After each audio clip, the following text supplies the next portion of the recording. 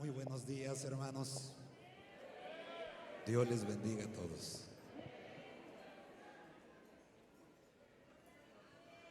Es que pedí aquí porque si no luego no veo muy bien lo que presento.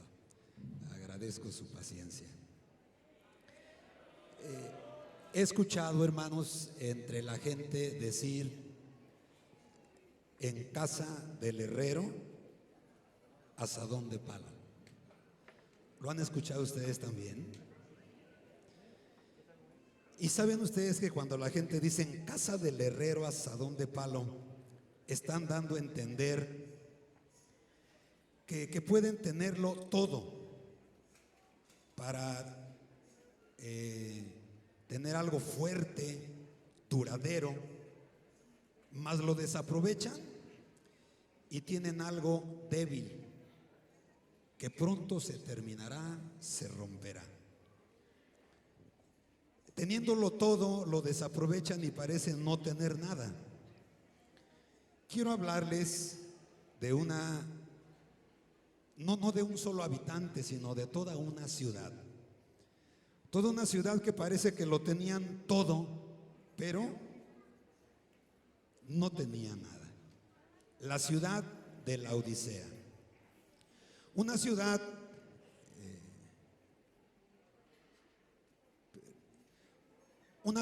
que se decía rica, pero el Señor Jesús le dice miserable y pobre. Una ciudad que fabricaba telas, era una ciudad industrial para vestirse de lo mejor, pero el Señor le dice desnuda. Una ciudad que había prosperado mucho en los adelantos profesionales y tenía medicina para muchas enfermedades de la vista, pero el Señor le dice ciego. Te dices tener todo, pero no tienes nada. Te dices rica, pero eres miserable y pobre. Necesitas comprar de mí oro afinado. Dices tener industria de ropa, pero estás desnuda. Yo te voy a dar vestiduras blancas. Y te sientes orgullosa porque todos vienen aquí para buscar medicina para sus ojos, pero eres ciego. Yo te amonesto que pongas colirio en tus ojos para que veas. Fíjense ustedes, hermanos, que a esta ciudad de la Odisea, teniendo riqueza, vestuario, medicina, el Señor le hace ver que no tiene nada y necesita de Él solamente. Demos gloria al Señor, hermanos. Sírvanse estar de pie. Vamos a leer la Biblia en Apocalipsis capítulo número 3. Apocalipsis capítulo 3. Versículos del 14 al 22. Vive Cristo entre nosotros. Apocalipsis capítulo número 3, versículos del 14 al 22. Son varios versículos, pero sí podríamos leerlos unidos, hermanos. ¿Sí creen que podamos? Muy bien. Apocalipsis 3, iniciamos versículo 14 y dice: y escribe al ángel de la iglesia en la Odisea: he aquí, dice el Amén, el testigo fiel y verdadero, el principio de la creación de Dios.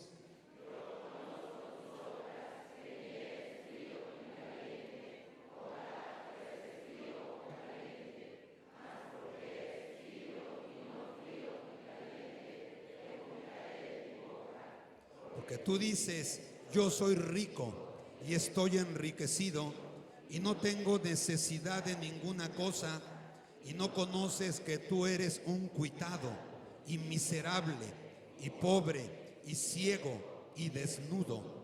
Yo te amonesto que de mí compres oro afinado en fuego, para que seas hecho rico, seas vestido de vestiduras blancas, para que no se descubra la vergüenza de tu desnudez, y unge tus ojos con colirio para que veas. Yo reprendo y castigo a todos los que amo. Sé pues celoso y arrepiéntete. He aquí, yo estoy a la puerta y llamo.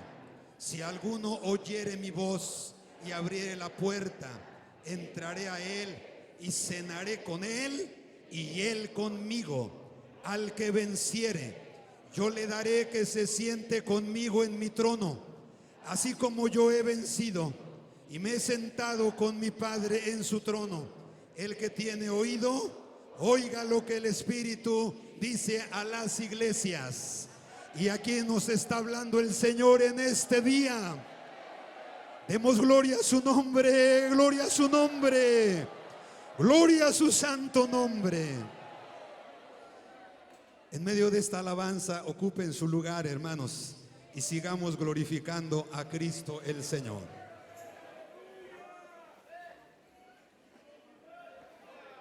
Quiero hablar acerca de la etimología de la palabra Laodicea. Muy bien.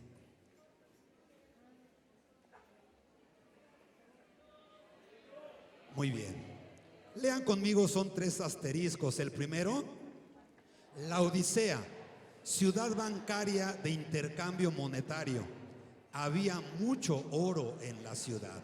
2, Laodicea tenía la reputación de producir prendas de excelente calidad a partir de la lana.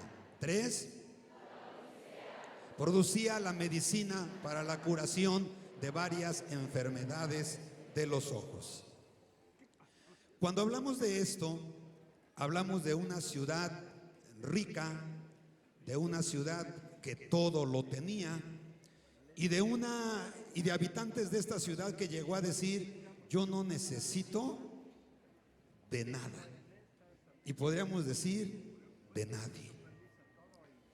Cuando hablamos de la etimología de la palabra Laodicea, dice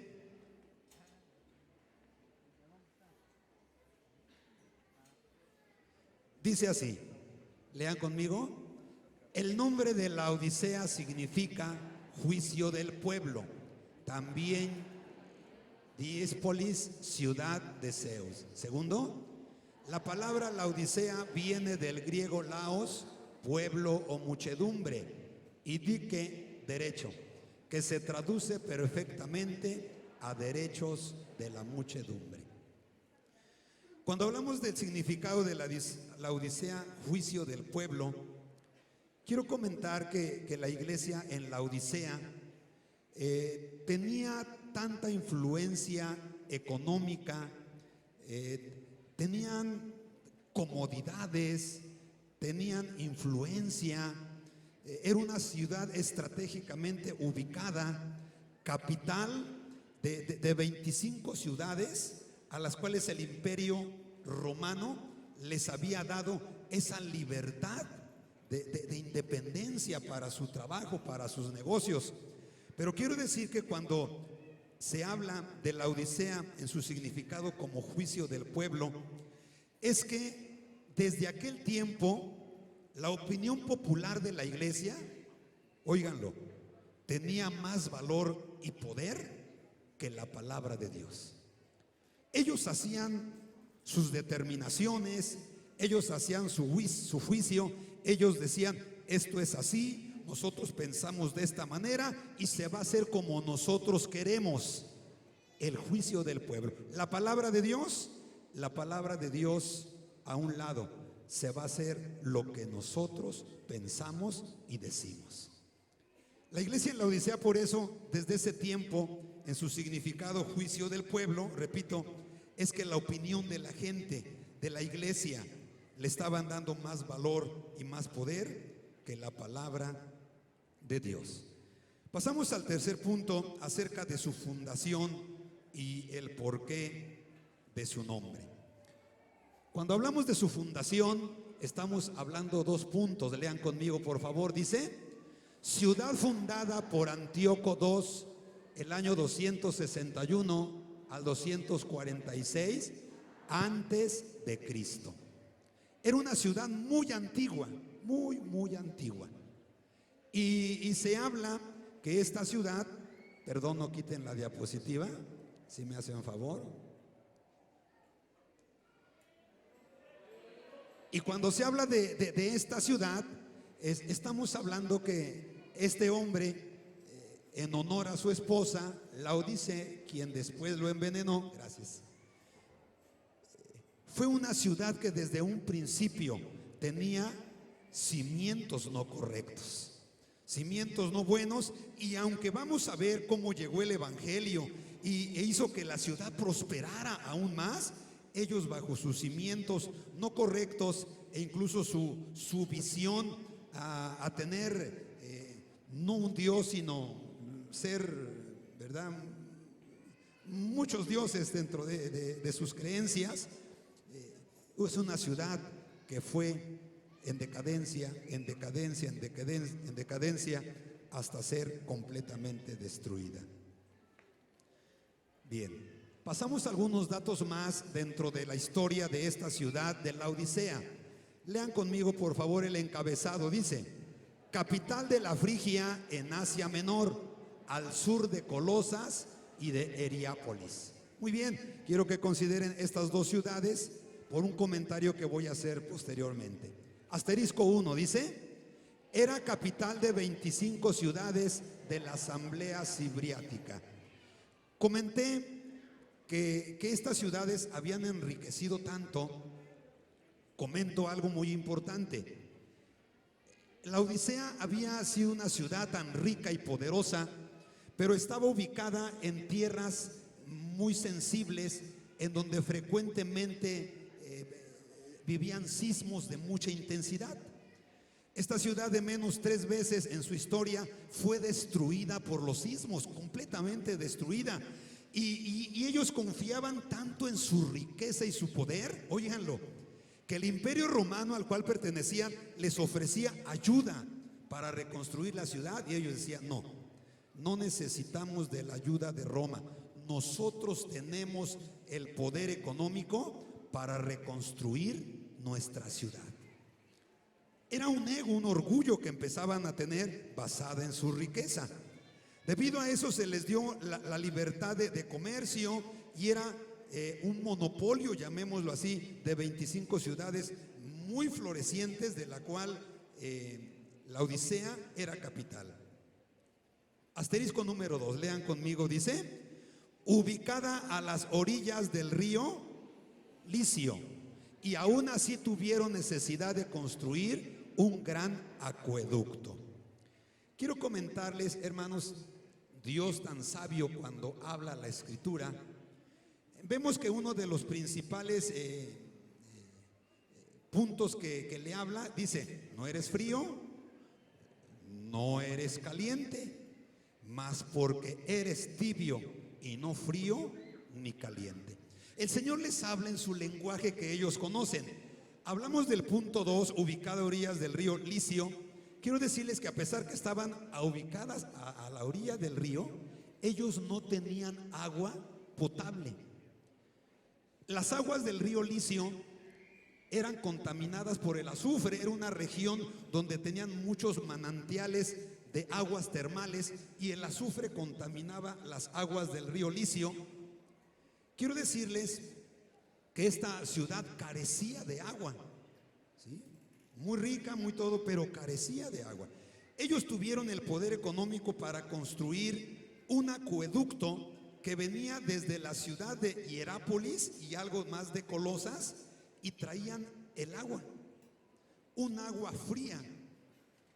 Pero fíjense cómo esta gente no le gustaba ni lo frío ni lo caliente. Iban a las aguas termales, y las aguas termales muy calientes los enfermaban.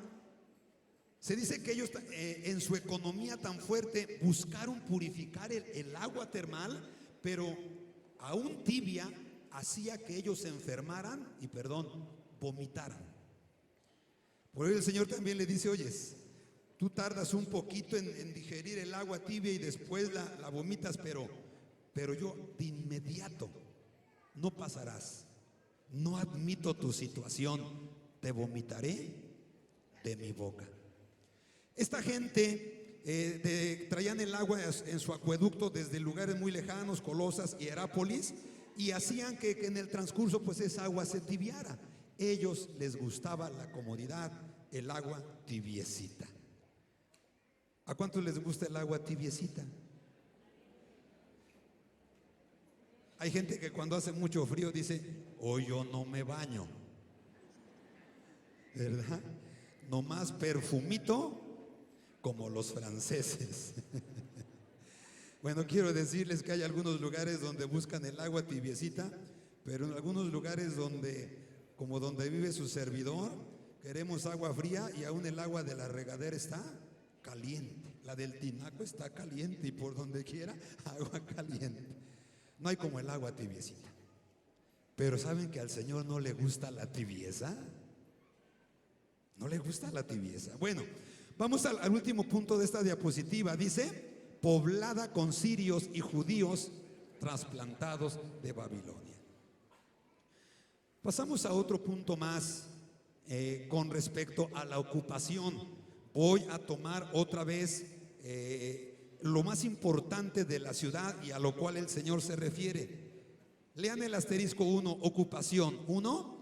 La Odisea tenía una floreciente industria de vestimenta. Hago comentario. Ellos explotaban una lana muy famosa de aquel tiempo, la lana negra, y hacían, óiganlo, desde tapetes, alfombra, vestuario trivial, vestuario de lujo, vestuario para la clase media, para la clase rica. Ellos tenían una industria del vestido floreciente. Por eso su riqueza. Segundo punto, dice, tenían un centro médico que preparaba un polvo mágico frigio para la oftalmia. En aquel tiempo, pues viviendo donde vivían, el desierto, arena, muy frecuentemente tenían esa irritación en los ojos que le producía la irritación, hinchados, la lagaña y sus ojos semicerrados, y simplemente iban por la pomada o el ungüento para diferentes enfermedades de los ojos, ¿sí? Punto tercero, era un importante centro bancario de intercambio comercial, donde se intercambiaba todo tipo de moneda. La Odisea era una ciudad tan rica a esas alturas de su historia que ellos imprimían su propia moneda. Claro, imprimían en una de los lados de la moneda el rostro del emperador de ese tiempo para seguir demostrando su fidelidad al imperio, pero ellos cotizaban su moneda, tenían su oro. Y debido a que era el centro comercial al lado del río, afluían de las 25 ciudades a él, todo tipo de moneda, ahí tenía un intercambio. Era una ciudad bancaria. Pasamos al segundo punto. Sus creencias. Cuando hablamos de sus creencias, comenté infinidad de dioses. Era una ciudad politeísta, muchas deidades. El punto número 1 dice, el agua era protegida por Zeus, dios de la familia. Pero ¿qué creen? No se las protegía también, porque no tenían agua en la ciudad. La tenían que traer de otro lado. Punto 2 dice, tenían templos dedicados a Apolos, Esculapio, dios de la medicina. Estaban tan orgullosos de sus adelantos científicos en la medicina que aún tenían un dios que les favoreciera en esto, Esculapio, dios de la medicina. Y por último, punto 3 dice, templos dedicados a dioses como Hades, Hera, Atenea, Serapis, Dionisio y muchas otras deidades. Pero cuando el Señor decidió enviar a Cristo para anunciar el evangelio, vino a buscar y a salvar lo que se había perdido. Vino a resplandecer la luz para que las tinieblas fueran quitadas. Vino a aparecer el verdadero Dios a los que andaban buscando un Dios. Y a la ciudad de Laodicea no iba a ser la excepción. Llegó el bendito evangelio de Cristo el Señor. Demos gloria al Señor, hermanos. A nosotros ha llegado el evangelio. Nosotros somos ricos. Tenemos a Cristo. Tenemos vestiduras de boda. Demos gloria a su santo nombre. La venda se quitó de nuestros ojos. Las tinieblas se fueron. Hoy tenemos la luz de Cristo y estamos viendo el camino que nos lleva hasta el reino de los cielos. Donde llega el evangelio, llega la bendición. Donde está Cristo no falta nada. Con Cristo lo tenemos todo. Si tenemos todo con Cristo el Señor, hermanos, a su nombre gloria. Gloria a Cristo el Señor. Llegó el evangelio a la ciudad de Laodicea allá por el año 38 de nuestra era cristiana, en tiempos del apóstol San Pablo. Y se dice que fue en su tercer viaje misionero. El evangelio llegó hasta aquella ciudad. Fue predicado el evangelio. En la ciudad de Laodicea se hacen varios comentarios en las cartas pastorales, pero es una ciudad de la cual el apóstol San Pablo envía saludos e invita a que se siga compartiendo con ellos la bendita palabra. En la ciudad de Laodicea es predicado Jesucristo. Demos gloria al Señor, hermanos. En el versículo 14 que ya dimos lectura dice: escribe al ángel de la iglesia en Laodicea, he aquí dice el amén, el testigo fiel y verdadero, el principio de la creación de Dios. Cuando hablamos, hermanos, acerca del amén, es la confirmación de las promesas. El amén es la confirmación de la palabra. El amén es el así sea. Cristo lo ha dicho y lo cumplirá. Él es el amén. Demos gloria a su nombre. El punto 2 dice: es el testigo fiel y verdadero. Jesucristo ha estado desde los tiempos de la creación. ¿Sí? Desde los tiempos de la creación, ahí ha estado el Verbo divino. Y por eso dice, el testigo fiel y verdadero. Jesús es el testigo de la creación, de la historia, del plan de redención, del amor de Dios. Jesucristo es el testigo fiel y verdadero. Por eso algún día él mismo dijo: yo soy el camino, la verdad y la vida. Gloria al Señor. Por eso, si Él estuvo en todo de la creación, se ha llegado a decir con firmeza: Jesús es Alfa y Omega. Jesús es principio y fin. Jesucristo es el mismo de ayer, de hoy y por los siglos. Cuando hablamos del principio de la creación de Dios, hermanos, no quiere decir precisamente que Jesús sea el principio de la creación. Una verdad muy especial es, ¿por qué no fue creado? La Divina Trinidad es desde la eternidad. Demos gloria a su nombre. Pero hablamos del principio de la creación de Dios porque todo fue creado, ¿sí? Con el plan de que en toda la creación Cristo fuere glorificado. Fue creado para Él el principio de la creación de Dios. Cuando empezamos a ver la carta a la Odisea, llegamos a los versículos 14 y 15. 15. Dice: yo conozco tus obras, que no eres frío ni caliente. Ojalá fueses frío o caliente. Fíjense ustedes que aquí cuando hablamos que el Señor conoce todas las cosas, ay, hermanos, hemos estado hablando mucho de avivamiento. Recuerdo que desde el año pasado cuando se habló de regresando a las sendas antiguas, uno de los ponentes decía que en 7, 8 zonas del movimiento, entre septiembre y octubre, se estaban realizando campañas de avivamiento, de salvación y de sanidad divina. Pero ¿saben ustedes, hermanos míos, que el Señor conoce todas las cosas? En una campaña de avivamiento, de salvación, de sanidad divina, óiganlo, se invita al ayuno, a la oración, a humillarse a Dios.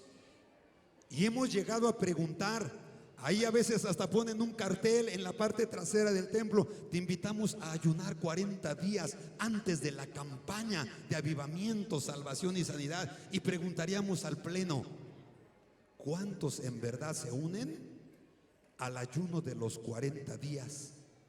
¿O cuántos nada más ven el letrero y dicen: han de ser para los pastores, ¿verdad? Ha de ser para que ayunen los pastores, ellos son los que van a orar. Se hace la campaña de avivamiento y sí, el Señor es fiel. Unos se gozan, unos reciben bendición de Espíritu Santo y otros están siendo salvos y otros sanos. Pero una gran porción ve cómo uno adora, ve cómo otro es bautizado con Espíritu Santo. Ya mejor se arrodilla, pero su cabeza nada más está mirando para todos lados. Él conoce todas las cosas. ¿Saben que no es obra de la casualidad que el Señor inspire este tema para MIEPI en su convención general? Y hoy que estamos hablando de la tibieza en la iglesia, Él conoce todas las cosas. Pero sí, algo muy claro: Él reprende la tibieza. Ojalá fueres frío o caliente. Saben que los cristianos de la Odisea, ya para aquel tiempo, vivían en una comodidad tan grande que ni eran paganos, no iban al teatro, no iban a las diversiones, no participaban de la idolatría, pero tampoco buscaban a Dios.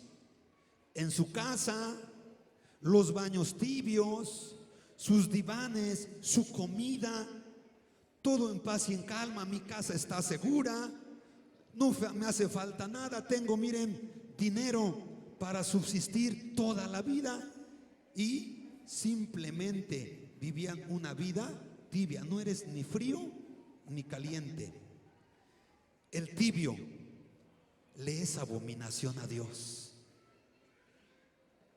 Oigan, el cristiano tibio le es abominación a Dios. No lo digiere el Señor, no lo soporta. Oyes, no andas en el mundo, pero tampoco vas al templo. Ya no eres idólatra, pero tampoco oras, no buscas a Dios. Oyes, eres de los que simplemente no mata, no fuma, no toma, del trabajo a tu casa y de tu casa al trabajo, pero solamente vas los domingos al templo. Solamente vas los domingos al templo, y cuando de repente te apareces en la semana, llegas tarde. El Señor abomina al tibio. Por eso dice: mas porque eres tibio y no frío ni caliente, te vomitaré de mi boca.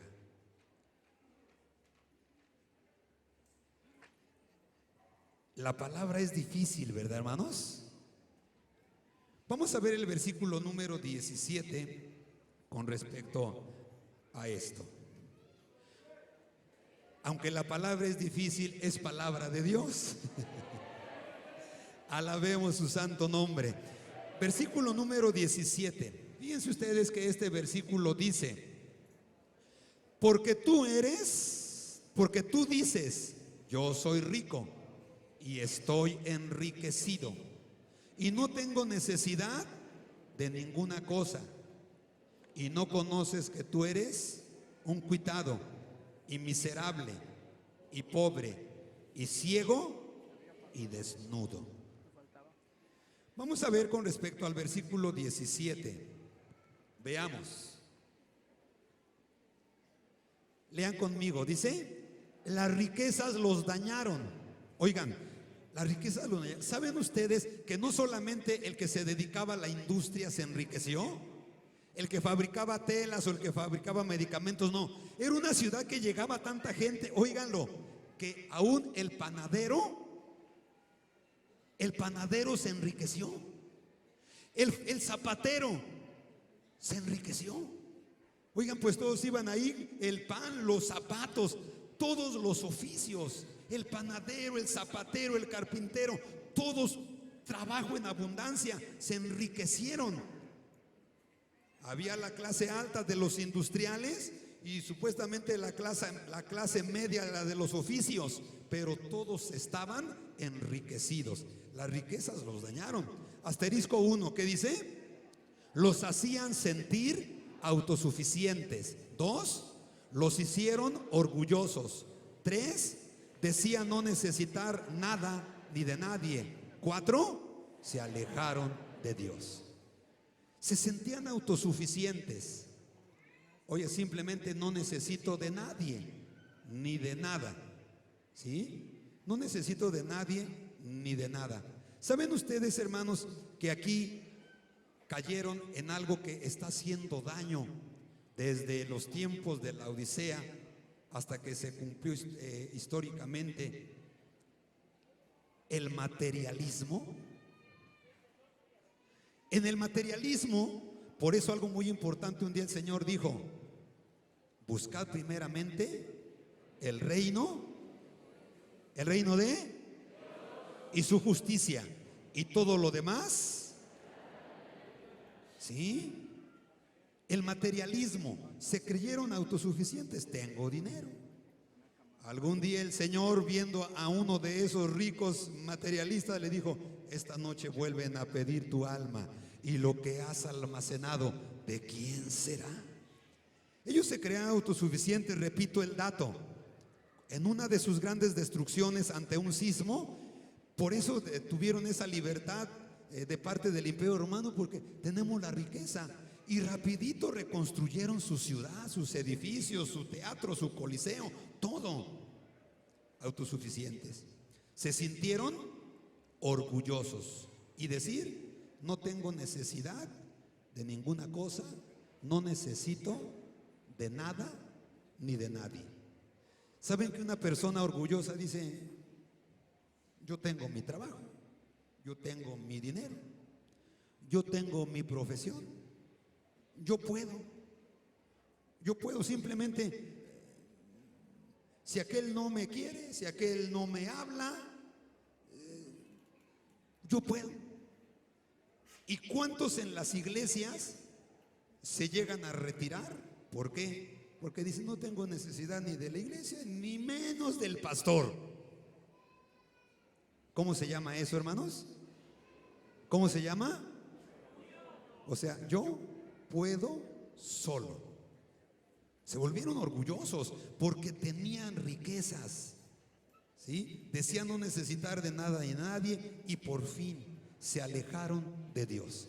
Vivían el evangelio de lejecitos, allá de lejecitos.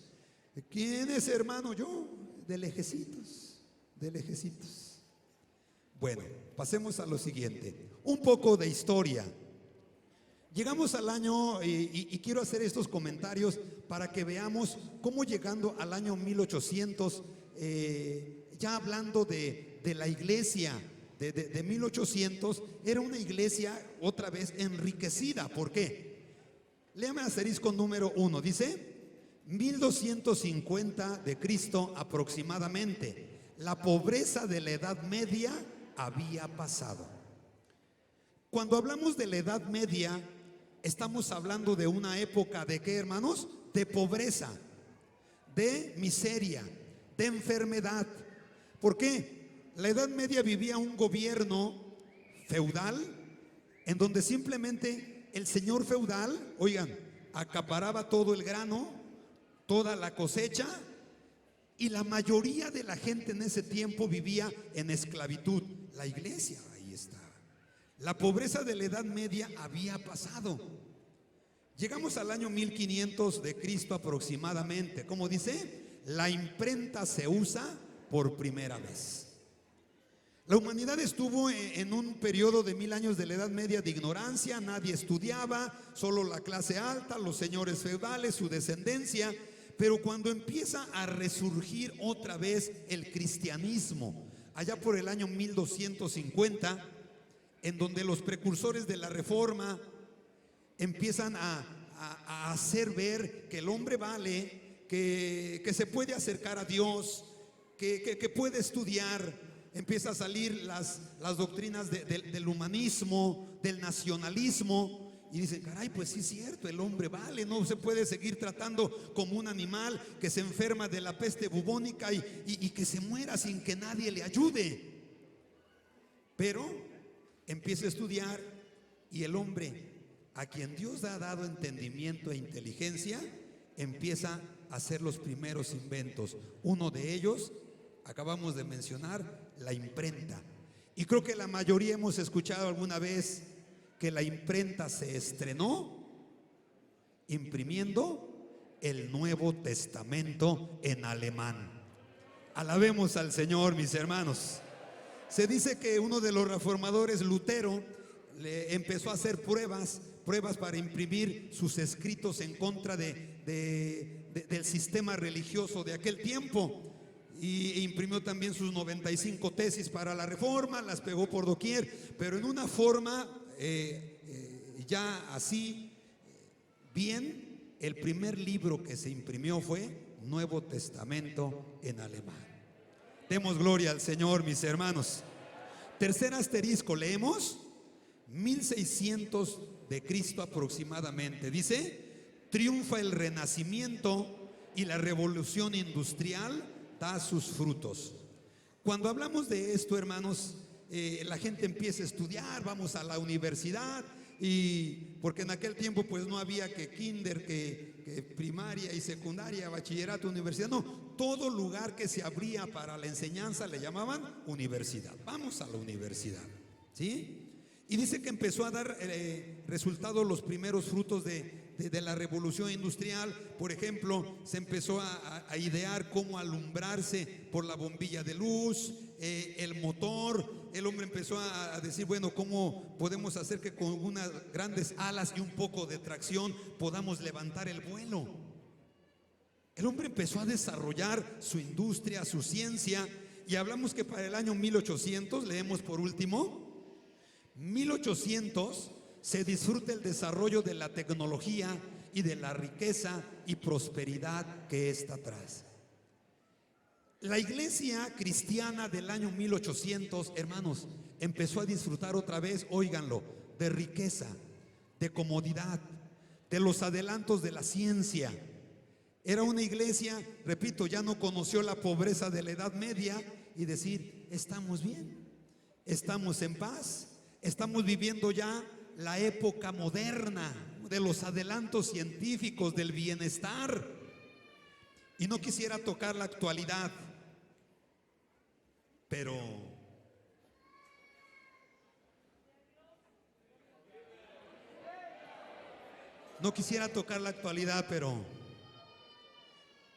hay comodidad en casa, un buen colchón, buena comida, lugares fríos, calefacción, lugares calientitos, hay clima, buen vestuario, buen calzado, buen auto, buen trabajo.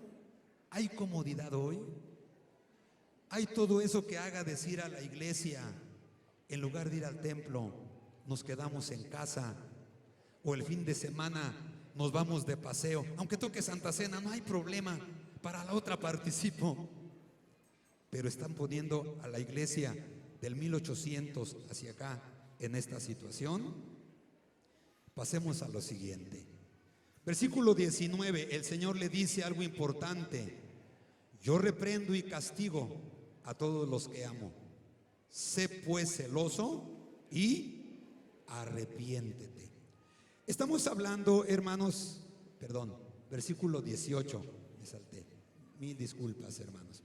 Dice, versículo 18: yo te amonesto que de mí compres oro afinado en fuego, para que seas hecho rico y seas vestido de vestiduras blancas, para que no se descubra la vergüenza de tu desnudez, y unge tus ojos con colirio para que veas. La amonestación del Señor, ¿qué dice? De mí compres oro afinado en fuego. ¿Qué dice en letras mayúsculas, hermanos? La iglesia necesita de Dios. Aunque la iglesia decía, yo no necesito de nada, pero el Señor le dice, yo te amonesto que de mí, necesitas de mí. Necesitas de mí, iglesia.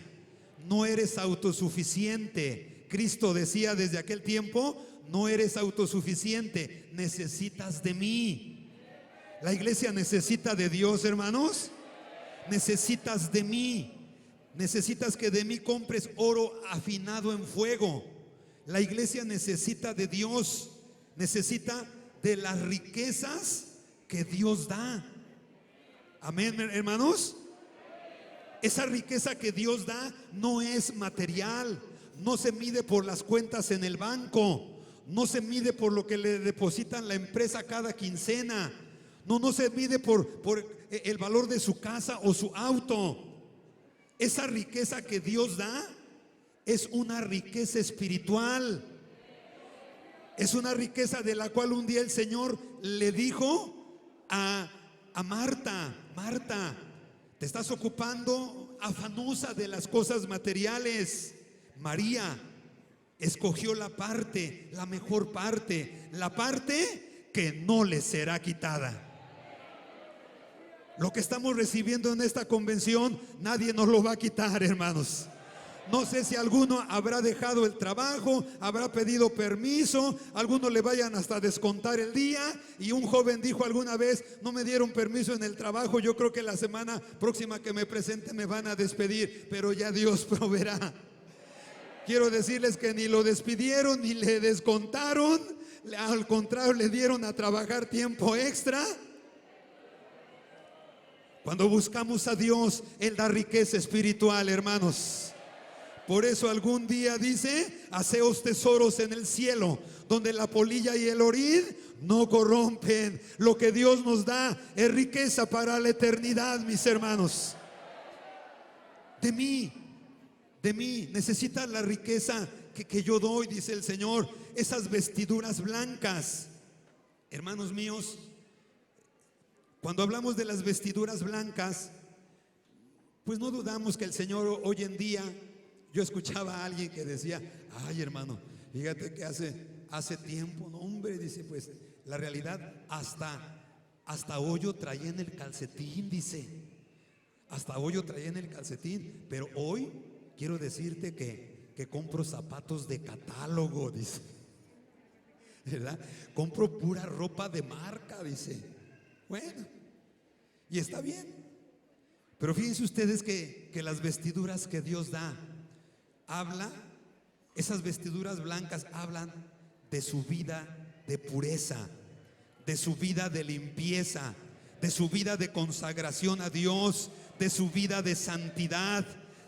Vestiduras blancas. Por eso el Señor dice: yo te daré esas vestiduras blancas, las cuales son necesarias ¿para qué, hermanos? Para entrar al reino de los cielos, donde no entrará cosa sucia o que haga abominación o mentira, solamente los que estén vestidos de vestiduras de boda. Esta es la novia que se prepara con vestidos blancos. Esta es la novia del Cordero. Esta es la novia que está escuchando la voz. Esta es la iglesia que está escuchando la voz. Esta es la iglesia que recibe la invitación. Venid, celebremos las bodas del Cordero. Vestiduras blancas. El Señor dice: necesitas de mí la medicina perfecta. Aunque hoy en día seguimos testificando que Cristo sana, ¿verdad, hermanos? Seguimos testificando que Cristo es el médico perfecto. Él sana nuestro cuerpo, gloria a Dios. Pero algo tan importante, Él da salud al alma. Y desde que nosotros le aceptamos como único y suficiente Salvador y fueron perdonados nuestros pecados, somos sanos del alma, tenemos salud espiritual. Esa es la medicina perfecta. Hoy diríamos que la medicina perfecta es la sangre de Cristo el Señor. Demos gloria a Cristo, mis hermanos. Cuando pasamos al versículo número 19, ahora sí dice: yo reprendo y castigo a todos los que amo. Sé pues celoso y arrepiéntete. Cuando hablamos de esto, dice el punto asterisco 1, dice: cuidado de la vida en Cristo.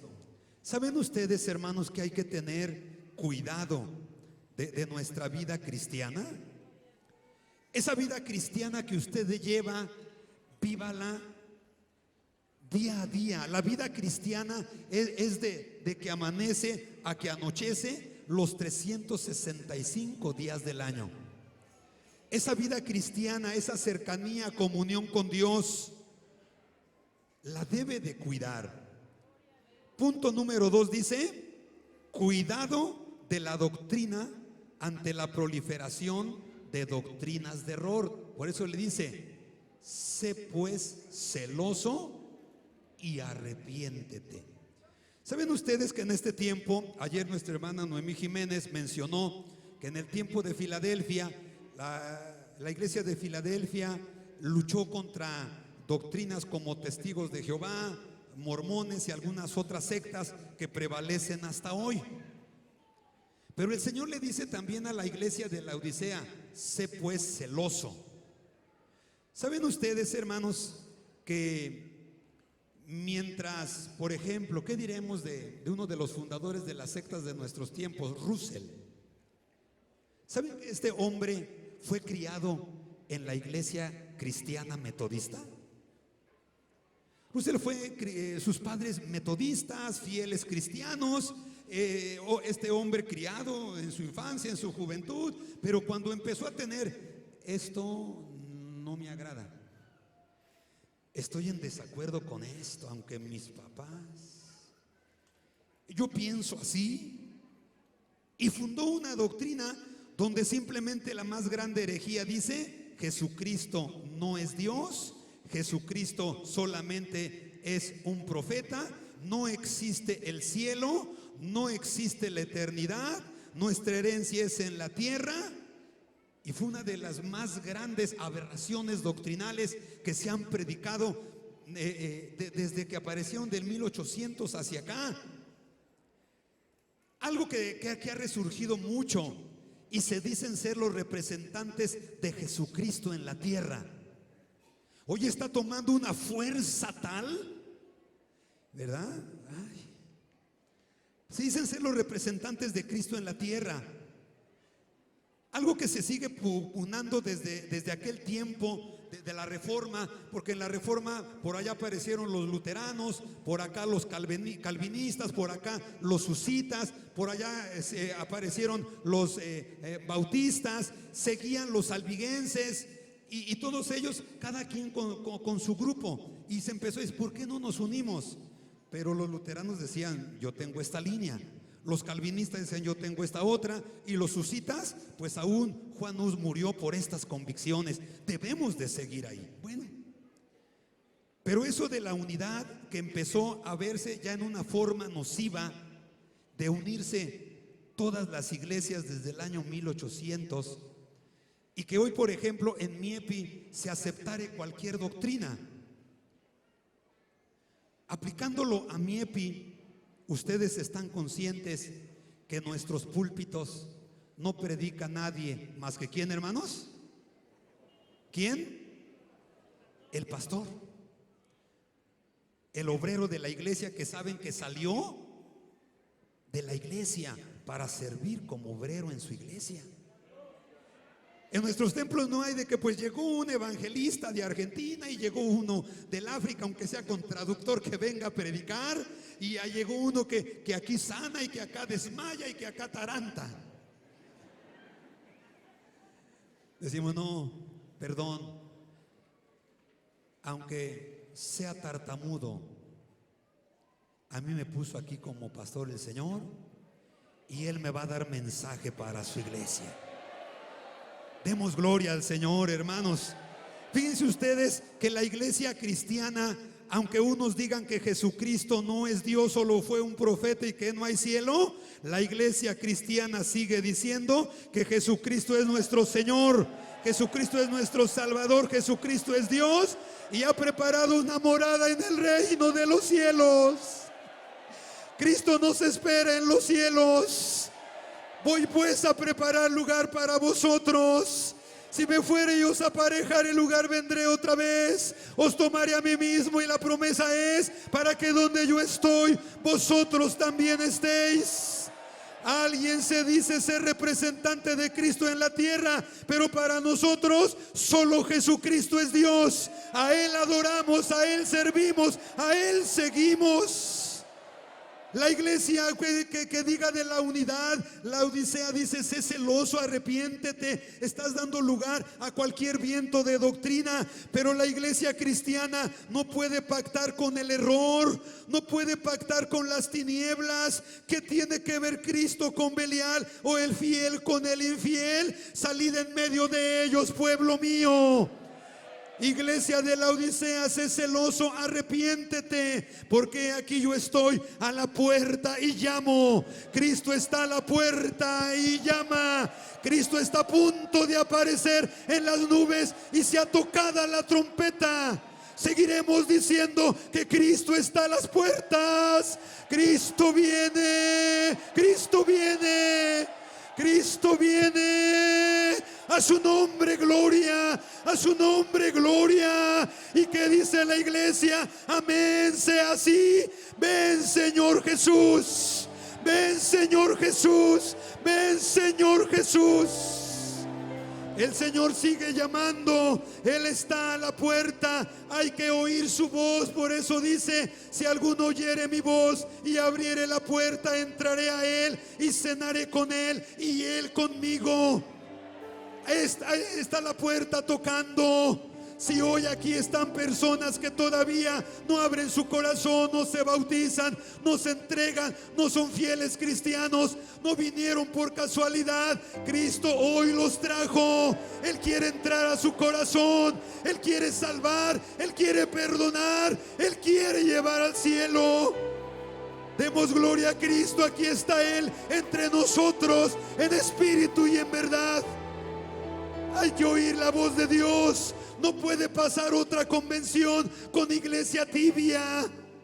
No puede pasar otra convención. Se vayan a su iglesia y simplemente regresen. Pues fui a la convención y vieras qué rico caldo de gallina me comí. No, vieras ver a la convención, hombre, qué lindo está el centro de convenciones. Ya van avanzando. No llegue a su iglesia y diga: fui a la convención y el Señor me ha llenado de su presencia. Y llegue y dígale a la iglesia que no vino: hay que buscar a Dios, hay que orar, hay que cantar, hay que avivarse, hay que dejar la tibieza, hay que dejar lo que no nos ha dejado llenarnos del Señor. Hay victoria en Cristo el Señor, hermanos. Hay victoria. El versículo 21 dice sobre el engaño de las riquezas, el orgullo y las doctrinas de error. No es malo ser rico, hermanos, porque el Señor, si a usted le diere un buen trabajo, si a usted le diere una buena economía, ¿sabe usted que la obra de Cristo económicamente va avanzando gracias a los cristianos agradecidos, a los cristianos liberales, a los cristianos que apoyan la obra, y de lo mucho que Dios le da, ellos dan para la obra de Cristo? Las riquezas no son malas, el uso que se les dé y la postura que se tenga ante ellas, eso es. El engaño de las riquezas, el orgullo, hermano, si usted tiene riquezas, si usted es preparado, si usted tiene alguna profesión, buena casa, buen comercio, buen auto, por favor, deje el orgullo y sepa que necesita del hermano que está al lado de usted. Sepa que necesitamos de estos músicos, de este coro, para que nuestros cultos estén lindos. ¿Sabe usted que necesita de su iglesia? Necesita de su vecino, necesita de su pastor, de su guía espiritual, pero algo muy especial, necesitaremos siempre de Dios, hermanos. De Dios necesitaremos más y más y más a cada día. Sin Dios no somos nada. Hay que hacernos pequeños para que Él sea grande, grande en nuestra vida.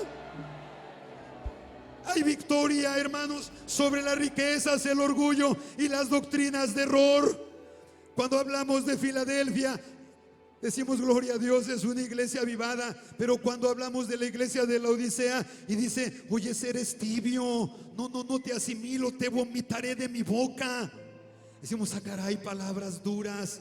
Sé celoso y arrepiéntete, no continúes de la misma manera. Vendrán doctrinas de error y por donde quiera diremos, creo que allá está más fácil, creo que allá hay más tolerancia. Y aquí ya en Miepi se tornaron muy exigentes y radicales. Pero lo que es palabra de Dios, desde que la aprendimos, por eso el apóstol Pablo dijo, si un ángel del cielo viniere y os predicare otro evangelio del que ya les he predicado, sea anatema. Si alguien viene no predicando a Cristo, no le recibáis en casa ni le digáis bienvenido. Hay victoria en Cristo, mis hermanos. La iglesia de la Odisea, aplicada a la historia desde 1800 hasta acá, está luchando con esto. Pero saben que aquí estamos en pie, victoriosos en Cristo el Señor. Al que venciere, yo le daré que se siente conmigo en mi trono, así como yo he vencido y me he sentado con mi Padre en su trono. El que tiene oído, oiga lo que el Espíritu dice a las iglesias. El que tiene oído, oiga lo que el Espíritu dice a las iglesias. El Señor está hablando en esta convención y usted debe de asimilar en una forma madura si en verdad se está viviendo una tibieza espiritual. Para empezar hoy diríamos, a ver, de los que están aquí, ¿quiénes no son bautizados? ¿Qué impide que seas bautizado? ¿Tu tibieza, tu orgullo, tu riqueza, tu forma de pensar? Yo en una forma muy especial voy a pedir en el amor de Jesús que para terminar, los hermanos con respeto que no son bautizados se pongan de pie y vengan aquí al frente. Queremos orar por ustedes.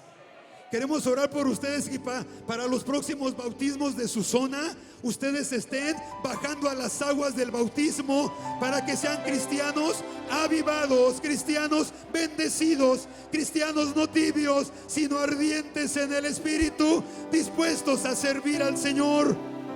Vive Cristo entre nosotros, vive Cristo entre nosotros. Vamos a hacer una realidad. ¿Quién de ustedes sabe que en su iglesia hay tibieza?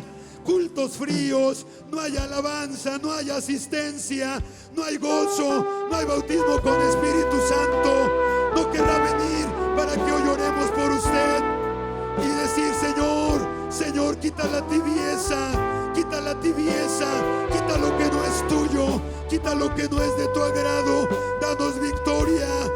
Abre el corazón a Dios, abre el corazón al Señor. Abre el corazón al Señor hoy. Abra su corazón. Arrepiéntase, busque su ayuda. Él quiere estar, Él quiere entrar a su vida. Él está a la puerta llamando. Cristo viene, Cristo viene. Yo quiero más de ti y habitar en tu presencia. Dígale al Señor, dígale. Vengo a orar para que crezcas tú y cada día seré más como tú. Dígale, quebranta mi corazón, quebranta mi vida, te entrego mi voz.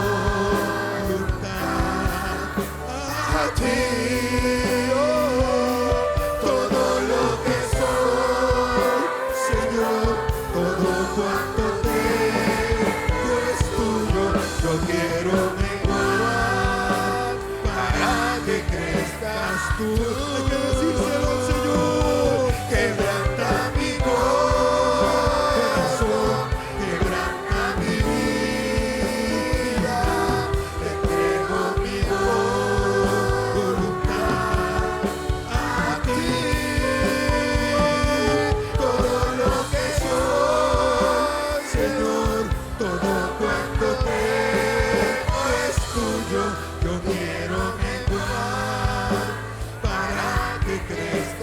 tú. Dele alabanzas al Señor.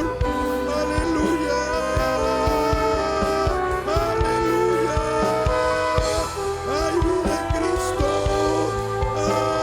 Aleluya. Alabado seas, Señor. La vida. Quita la tibieza. Quita la tibieza. El engaño de las riquezas. Da victoria sobre doctrinas de error. Hay poder, hay poder, hay poder, hay poder, hay poder, hay poder en Jesús. Alabado sea tu santo nombre. Alabado sea tu santo nombre. Hay victoria en Jesús. Hay victoria en Jesús. Que todos estos hermanos que no se han bautizado luchen por bautizarse, por servirte, por entregar su vida a ti, dejar la vida de tibieza, de apatía. Hay poder en Jesús. Hay poder en Jesús. Aleluya. Tú estás haciendo cosas hermosas. Tú estás dando vida. Tú estás dando riqueza espiritual. Estás dando riqueza espiritual. Aleluya. Nos quieres llevar con vestiduras blancas al reino de los cielos. Alabado sea tu santo nombre. Que esta palabra sea grande bendición para tu iglesia presente, para iglesia en Miepi. Alabado sea tu santo nombre, Señor y Dios. En la fe de Jesús te alabamos, te bendecimos y nos hemos acercado a ti. Bendito seas por siempre, eterno y amante Dios. Aleluya. Amén.